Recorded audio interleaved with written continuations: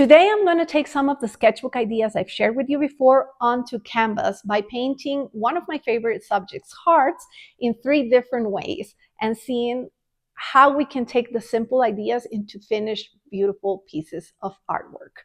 Welcome to my channel. My name is Paula. If you're already been here, welcome back and let's get creative. Here's my first canvas. I'm starting by toning it or creating the underpainting by watering down my acrylics quite a bit.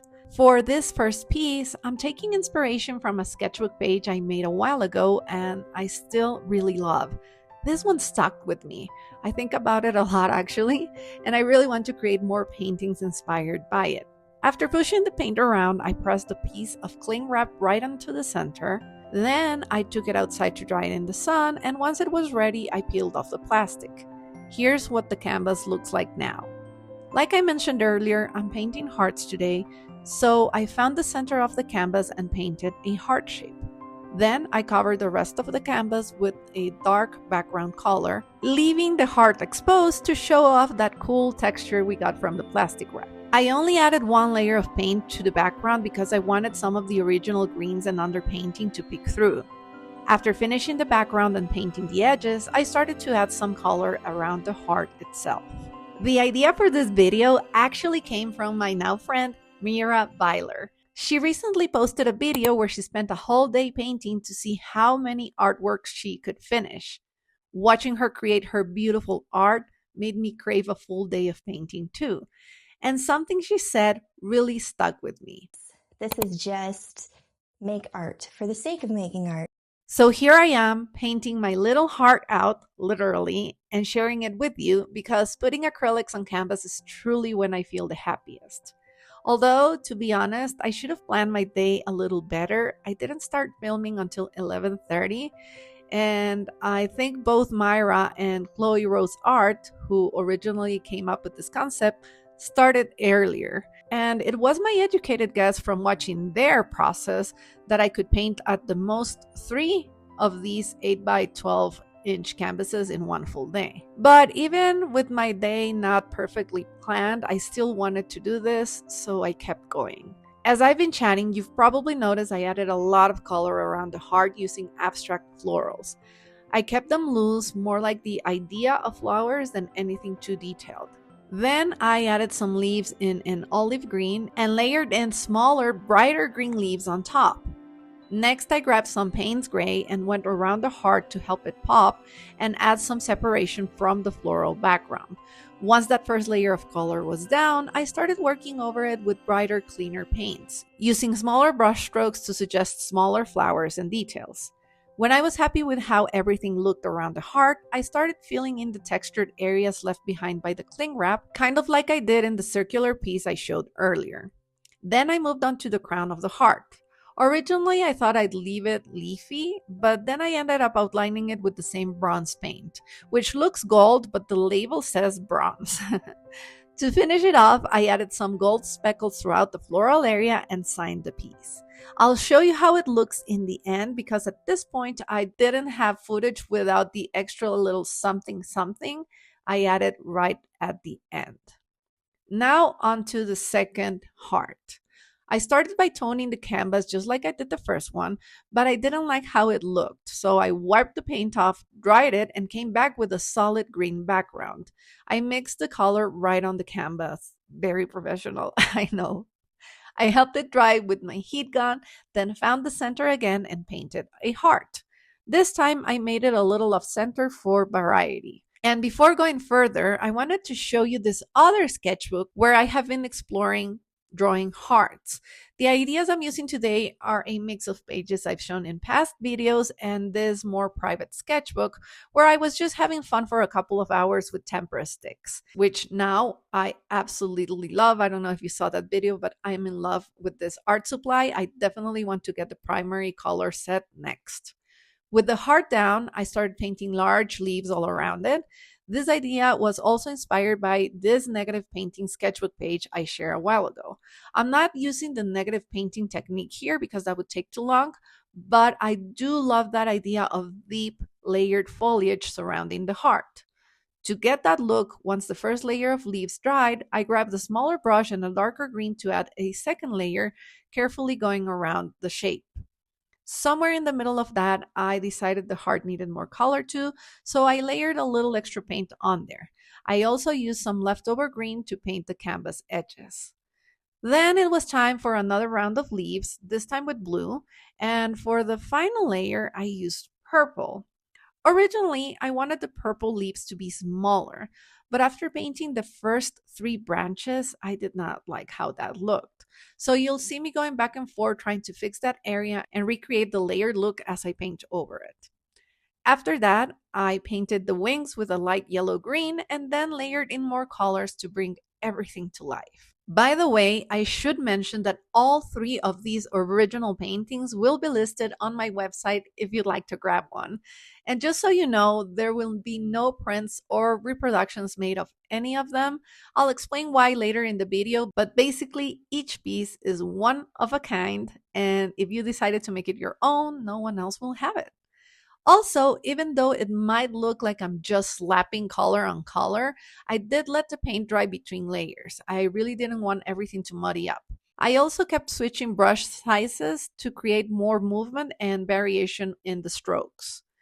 When I was happy with the colors, I grabbed my favorite gold marker and started drawing on top to add a relaxed, playful feel. The heart was done, but the leafy background, which took the longest out of anything in this video, was starting to look too bold. I felt like it was competing with the heart, so I glazed a thin layer of pale yellow over everything to tone it down. Now that I'm watching the footage back, I actually like how it looked before, but at the time, not so much. Funny how things change when you're editing. Anyway, I ended up changing the background completely and then used a bit of white to add some final loose strokes on top. Okay, it's 5 to 3 and I finished two. I hope the paint doesn't move. This is the second one. And while doing this one, I've decided that maybe I'll get to that tomorrow, but I am going to add gold leaf to the edges of all of these. This is the first time I'm doing something in a video that I'm going to post for sale. That I'm going to list, not post, that I'm going to list on my website for sale. So I want the people who get these three originals to really have an experience with them and be able to hang them as they arrive if they don't want to frame them. So that's why I'm going to put gold leaf in the edges to make them extra special. So, like I said, 5 to 3, my kids arrive in about 25 minutes, but I still think I'm going to start the third one because I still have some daylight available for me to paint. And I'm enjoying this so much. I'm having so much fun. This is really my element. So I'm very grateful for the space right now. And I'm going to carry on. Let's see what I can get done until I guess about 4:35 when the sun comes down. Thank you, past me, for explaining all that. So here's how the second painting turned out now with its gold leaf edges. I just have to varnish it. And I'm calling this one Expanded Heart. I use all of the layered foliage to represent the heart growing from within it. I was trying to capture the feeling of freedom and peace that can come after going through something hard, how that growth shapes you into someone stronger and more beautiful. And now I can finally show you the first finished painting too, with its own shiny gold leaf edge. I'm calling this one Wild Heart, which feels pretty spot on, with that dark background and all of those vibrant florals bursting out of it. I think it's giving nothing can stop this one. Like I mentioned earlier, I did start a third painting, and since I was still having fun, I just wanted to play with the paint. My idea was to let everything blend and swirl together and create this heart in the center with sharp lines going through it, kind of like the fluid paintings I've done in the past. And at first, it felt great, but it wasn't really coming together. I tilted the canvas and I just didn't like what the paint was doing. Sometimes you try something you know has worked before, but it doesn't hit. Also, this was going to take forever to dry, and I was running out of time. So I wiped it off again and started over. This time I remembered this sketchbook page I'd done and decided to go in a new direction. Instead of super diluted paint, I grabbed my heavy body acrylics and mixed them straight on the canvas to make a colorful background that would dry much faster. For canvases, I do use my professional grade paints. These are all golden acrylics because I want the colors to stay vibrant and last forever. And honestly, I had so much fun playing with my paints. I love the time I just took to play with the colors, and even though it started with the palm tree page as inspiration, the end result turned into something completely different. That's what I love about art. I can take a sketchbook page I've already made and use it as a jumping off point, but then allow myself to break free from the original idea. Instead of copying myself, I let the creativity take over and bring something new to life. That's the beauty of the art practice. You're always evolving, always moving forward. Every little drawing, every page is a step forward, no matter how tiny. So here's how the background looked when I was done, and at this point, I still had no idea what I wanted to do next. So I just found the center again and painted another heart with wings. And then I thought, okay, let's go in with some diluted white paint all around the heart and bring back the cling wrap technique. I know I just spent all that time building this colorful background only to cover it up, but I was following what felt right, and I really do think that layering makes a piece more interesting. Once it dried and I peeled off the plastic, I was happy to see that some of those colors were still peeking through. Inspired by that, I decided to make the wings super colorful too. I wanted to give them a grading using this feathery technique I've used before when painting globes. Just a bunch of tiny strokes that come together to look really beautiful. Okay, so it is now a quarter to 5, and although it's still daylight, it's not as great for filming anymore. And honestly, I'm a little bit exhausted. I forgot to have lunch, so I'm gonna go have lunch. I have paint everywhere. And yeah, so I'm gonna give myself some grace because this was such an enjoyable day. I don't want to ruin it by pushing too far and like hurting my back or whatever. So I'm just gonna go have lunch and finish this last one tomorrow, which of course, if I put this in the edit, it's gonna be right now for you. Next day, this is where I picked up, and I just happily kept layering more color to build a rainbow effect. I was feeling refreshed, joyful, and totally ready to paint again. I had such a wonderful time the day before. It really filled my heart. I felt like a kid getting time to play with their favorite toys. As I added more color to the piece, I wanted to share why I won't be making prints of any of these paintings. All three of them have, or will have, a tiny touch of gold, and I personally feel like prints just can't capture the same effect. That special shimmer when gold paint catches the light, it's just not the same on a print. So when I do create prints of pieces that include gold, I actually hand paint that detail on top. And because of that extra step, most of my gold accented pieces have never been and probably won't be reproduced. These paintings fall into that category. So, yeah, these are three one of a kind originals. No one else will have them. Once I finished building up the rainbow wings, I moved to the heart. I deepened the shadows with Payne's Gray and then added purple to the heart, which felt totally right for the piece. To tie everything together, I added some of that purple as strokes around the wings too. Then, to give the heart a little separation from the background, I used diluted gray to create a soft shadow and I signed it. But wait.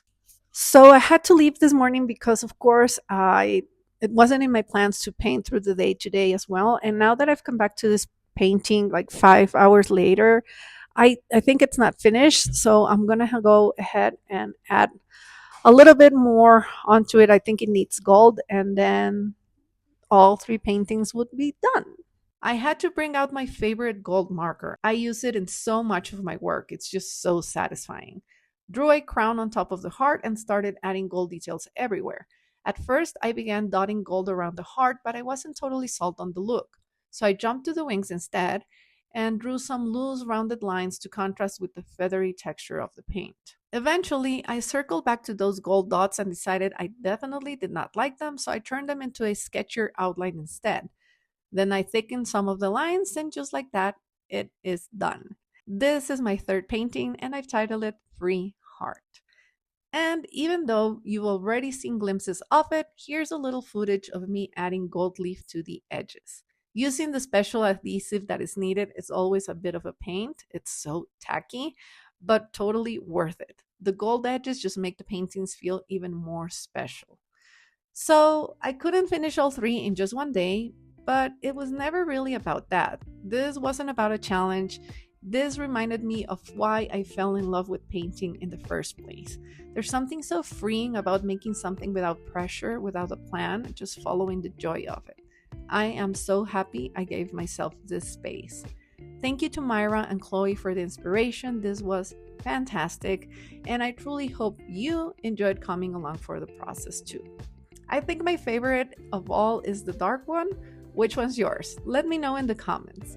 Thank you so much for spending this time with me, and I hope I'll see you again next week. Have the most wonderful day. Bye.